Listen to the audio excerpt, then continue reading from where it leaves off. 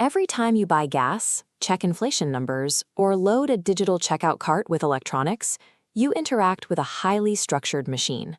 It is easy to assume these prices are purely the result of natural supply and demand, but markets do not operate on an organic, self-correcting autopilot. They operate on a constructed infrastructure known as the global political economy. It is heavily engineered. The rules of this system rely on what economists call anchors: specific institutions, dominant currencies, and legally binding geopolitical agreements. The cost of your local groceries in Ohio is directly tethered to decisions made in closed-door meetings in Washington, Geneva, and Beijing. In 1944, with World War II drawing to a close, Allied leaders gathered in Bretton Woods, New Hampshire. Their objective was to design a financial framework that would prevent another Great Depression.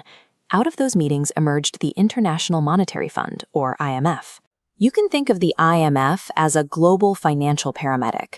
When a sovereign nation faces a severe currency crisis or is on the brink of default, the IMF steps in with emergency loans. Those loans come with strict conditions, requiring mandatory fiscal reforms. Alongside the IMF is the World Bank.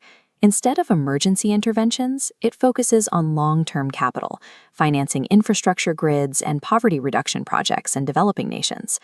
Working in tandem, these two institutions laid down the essential financial plumbing required to keep the modern capitalist world functioning. Built on top of that institutional plumbing is the most powerful single anchor in your daily life: the United States dollar. This chart shows the composition of global foreign exchange reserves today. Despite the end of the gold standard in 1971, the US dollar still commands nearly 60% of this space, far outpacing a fragmented mix of competing currencies. Global commodities from crude oil to wheat are overwhelmingly priced in USD. This immense global demand for dollars creates a captive market for US treasuries. Because so many nations need dollars to trade, the US government can finance its own deficits at uniquely low borrowing rates other countries cannot access. This dynamic also means the decisions made by the Federal Reserve do not stay within US borders. They create a global monetary spillover. When the Fed hikes interest rates to fight domestic inflation, global capital seeks those higher yields. Money actively pulls out of emerging markets worldwide, tightening budgets everywhere. The Federal Reserve operates as America's central bank, but in practice, it sets the monetary temperature for the entire planet.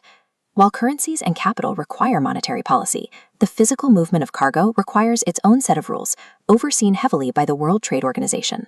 Before uniform regulatory bodies, international shipping was a chaotic web of mismatched tariffs and hostile trade barriers that made moving goods highly expensive. This visualization illustrates how that chaos collapsed into a streamlined network.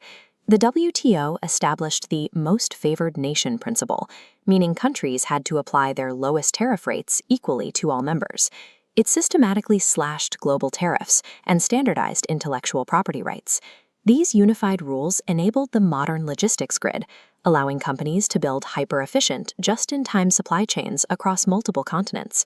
That specific regulatory anchor is precisely what allowed automated megaports and cargo planes to deliver decades of affordable electronics, ready-to-wear clothing, and cars directly to U.S. doorsteps.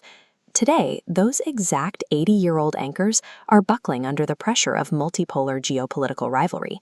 Supply chains are being physically rewired. Driven by rising tensions, Western nations are pushing for friendshoring, moving critical manufacturing, like advanced semiconductors and batteries, away from strategic rivals and back to allied soil. At the same time, the dominance of the dollar is facing active stress tests. Coalitions like BRICS are openly experimenting with non-dollar trade settlements to insulate their economies from the reach of U.S. sanctions. The overarching philosophy of global trade is shifting.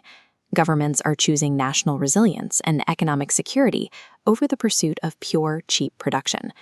The global political economy remains a shifting balance of power, where monetary policy and trade rules dictate our real-world living standards. As this old order fractures, what do you think will become the strongest anchor of the next decade? Technology, energy, or a completely new financial system? Let me know in the comments below. Hit subscribe for more economic deep dives, and I'll see you in the next one.